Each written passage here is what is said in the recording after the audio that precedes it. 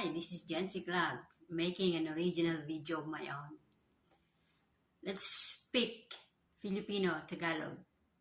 Pag-usapan natin sa ngayon kung magkano ba ang sahod 20 years ago dito sa Hong Kong being a domestic helper.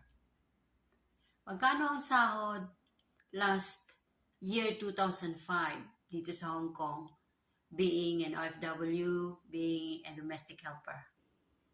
Magkano ang sahod year 2005? Dumating ako dito July 2005.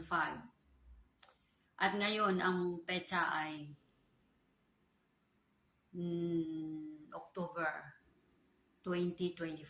So, 20 years ago. Balikan tanawin natin at sasabihin ko sa inyo kung magkano ang sahod nung unang dating ko dito sa Hong Kong year 2005. Ang sahod noon ay 3,270.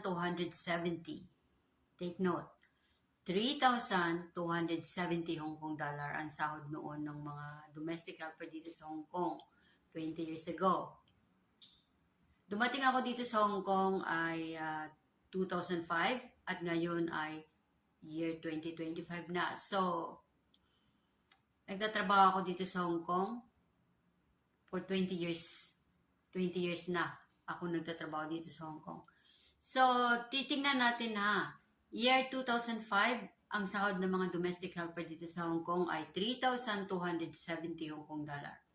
At kung hindi ako nagkakamali, ang food allowance that time, dahil hindi siya nakaspecify kung magkano ang food allowance that time sa sahod na 3,270. Siguro kung titingnan ang mga food allowance that time, baka mga something like less than 700 Hong Kong dollar ang food allowance ng isang helper sa loob ng isang buwan kung hindi siya libre pagkain sa loob ng bahay. So, 3,270, 20 years ago. Ngayon, ang sahod dito sa Hong Kong, minimum sahod ngayon na tinaas after 20 years ay 5,100.